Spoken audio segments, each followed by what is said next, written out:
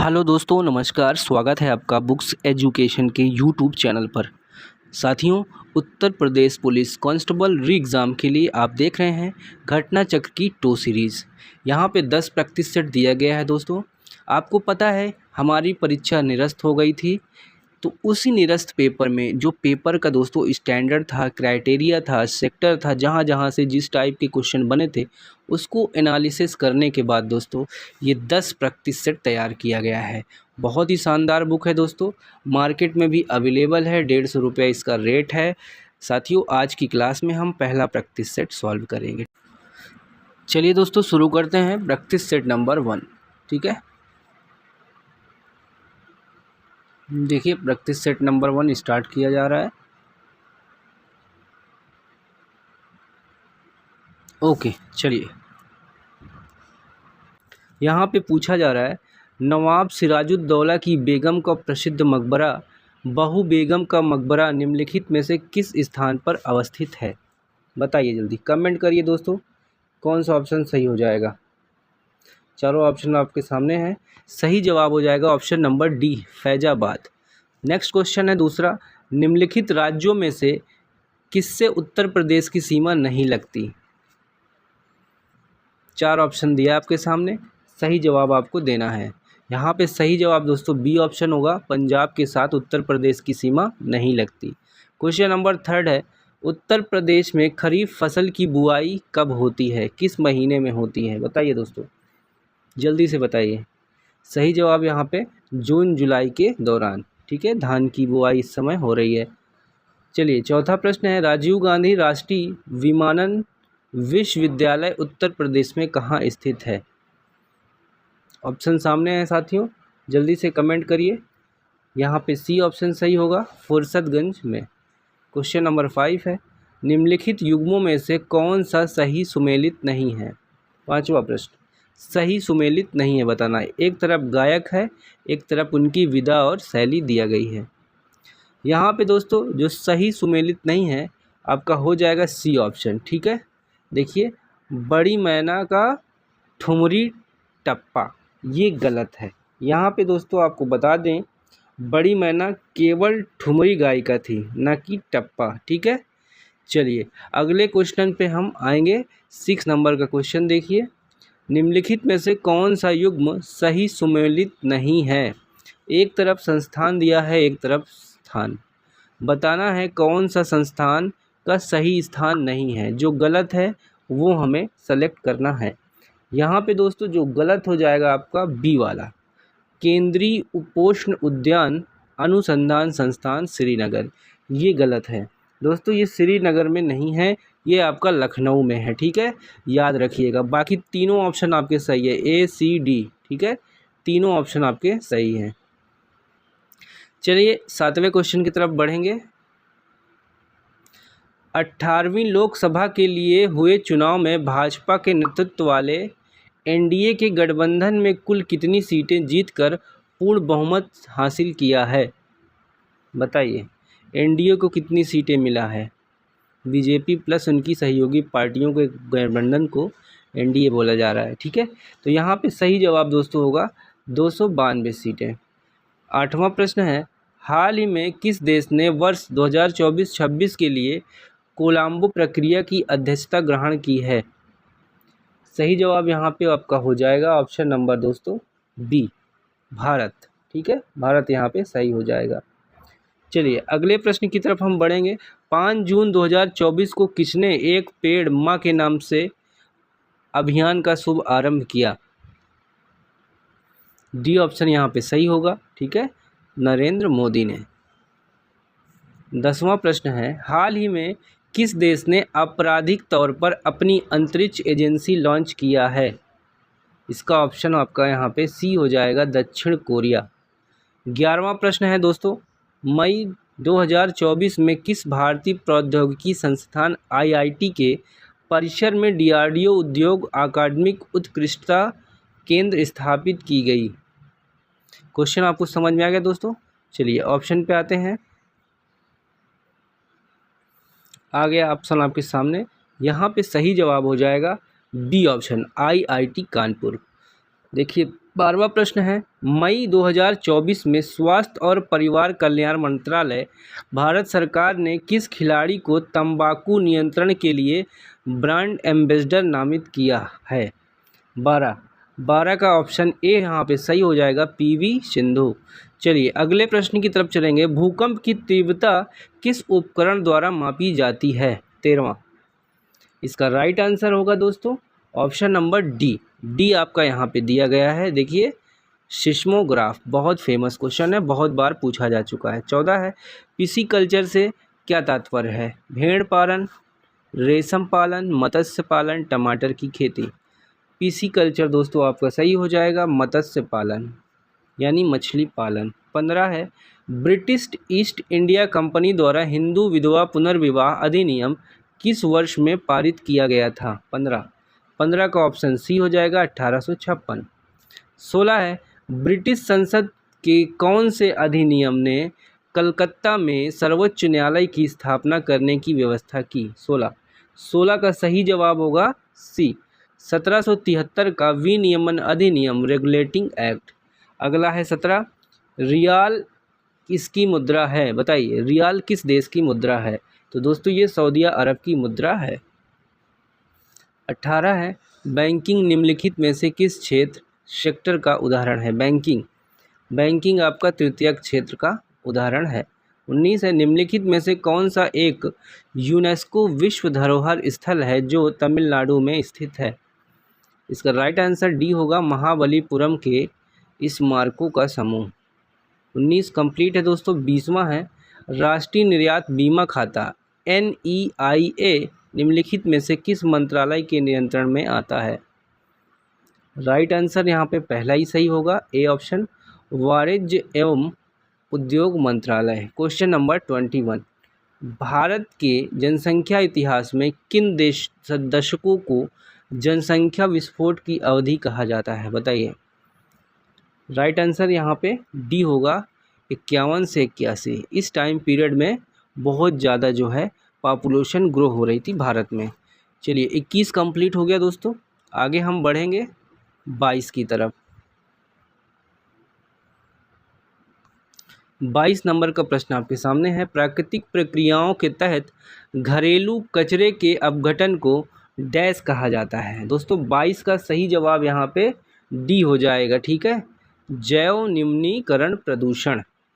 23 है, किस प्रकार की मिट्टी प्राकृतिक में स्वजुताई वाली मिट्टी है? 23 का ए ऑप्शन करेक्ट होगा, काली मिट्टी। 24 है, किस शहर को भारत के मैनचेस्टर के रूप में जाना जाता है? तो बी ऑप्शन, अहमदाबाद सही हो जाएगा।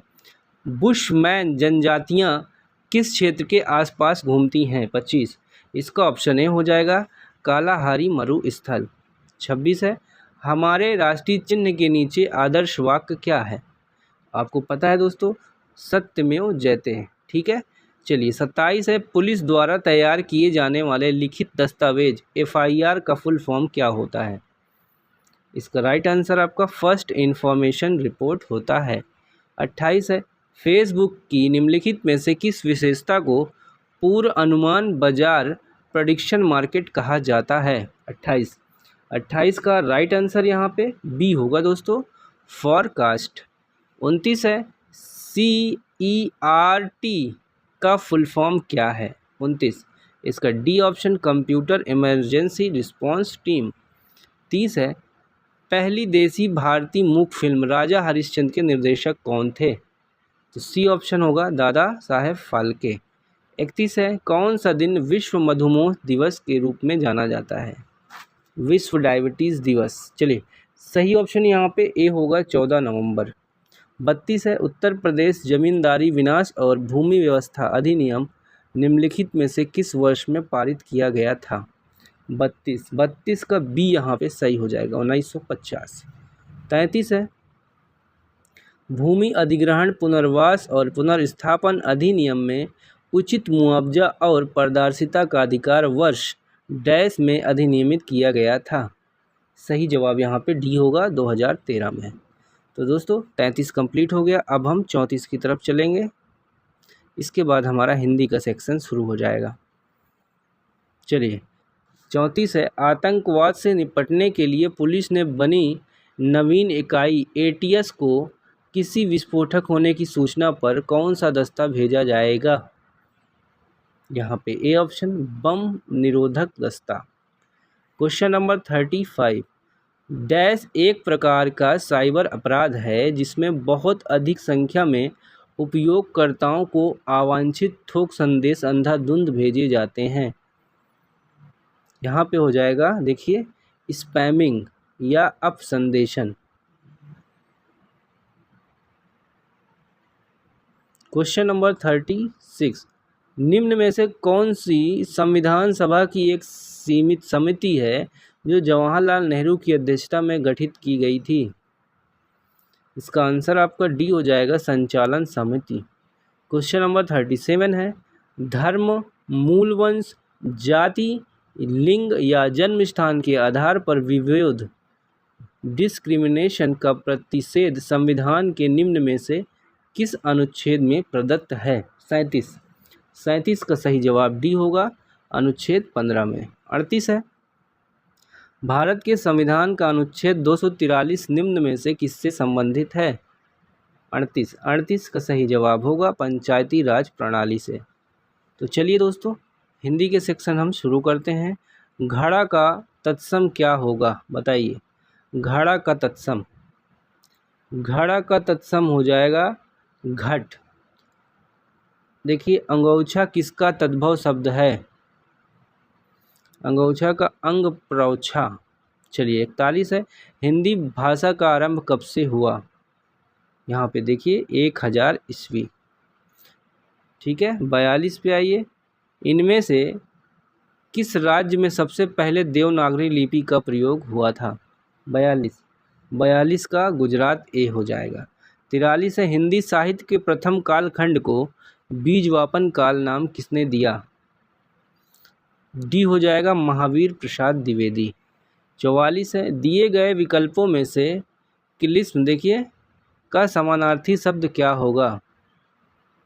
इसका सही जवाब दोस्तों बी ऑप्शन हो जाएगा, पाप। महान का विपरीतार्थक शब्द क्या है? महान का तुच्छ होगा दोस्तों। ठीक है, महान का तुच्छ हो जाएगा। अगला 46 है, इनमें से कौन सा शब्द विहंग शब्द का अर्थ नहीं है? विहंग का नहीं है तो सी, विलास। ठीक है, बाकी सभी हैं। चलिए, 46 के आगे 47 पे आइए। दिए गए विकल्पों में कृतधन का अर्थ दर्शाता है, सही विकल्प कौन सा है? इसका राइट आंसर दोस्तों ऑप्शन नंबर बी हो जाएगा, एहसान फरामोश। देखिए, 48 विकल्पों में से शुद्ध वाक्य पहचानिए। 48 में शुद्ध वाक्य पहचानना है तो बी देखिए, यहाँ पे मोर के पंख सुंदर होते हैं, ये शुद्ध है। ठीक है, बाकी देखिए, मोरों के पंख सुंदर होता है, गलत है। ठीक है, मोर के पंख सुंदर होता है ये भी होते हैं। ठीक है दोस्तों, दूसरा सही है। चलिए, 49, नीचे दिए गए शब्दों में सही शब्द पहचानिए। त्योहार कौन सा सही लिखा है, बताएं। तो बी वाला सही है, त्योहार। 50 है, सप्ताह में 7 दिन होते हैं, प्रस्तुत वाक्य में दिन शब्द क्या है? दिन शब्द पुल्लिंग है, स्त्रीलिंग है, उभयलिंग है, कुछ नहीं है, तो दिन शब्द हो जाएगा पुल्लिंग। मैंने आम ले लिया है का बहुवचन क्या होगा? इसका बहुवचन हो जाएगा, मैंने आम ले लिए हैं। 52 है, कवि का सही बहुवचन रूप बताइए। 52, इसका बी हो जाएगा, कवि गण हो जाएगा। भारत संज्ञा का कौन सा प्रकार है? भारत संज्ञा का कौन सा प्रकार है? तो ये व्यक्तिवाचक संज्ञा है। 54 है, वह श्रेष्ठ उपासक है, वाक्य में प्रयुक्त विशेष कौन सा है? विशेष यहाँ बताना है, उपासक हो जाएगा विशेष, श्रेष्ठ हो जाएगा विशेषता। 55 है, इनमें से किस वाक्य में सजाती क्रिया का प्रयोग हुआ है? 55 में इसका सी होगा सही, वह अनेक बोलियां बोलता है। 56 देखें दोस्तों, वह कविता गायन करती है, इस वाक्य में क्रिया किस काल का बोध करा रही है? 56। 56 का डी हो जाएगा सामान्य वर्तमान। 57 है वाच्य कितने प्रकार के होते हैं? 57। 57 का सी हो जाएगा 3। 58 है दो शब्दों वाक्यांशों अथवा वाक्यों को परस्पर मिलाने वाले अव्यय को क्या कहते हैं? 58। 58 का बी होगा समुच्चय बोधक अव्यय। 59 है इनमें से उपसर्ग सहित शब्द कौन सा है? इसका ऑप्शन ए होगा प्रयोग। 60 है गाड़ी वाला शब्द कौन सा प्रत्यय है? का सी हो जाएगा वाला। ठीक है, वाला। 60 हो गए दोस्तों। 61 पे आ जाइए।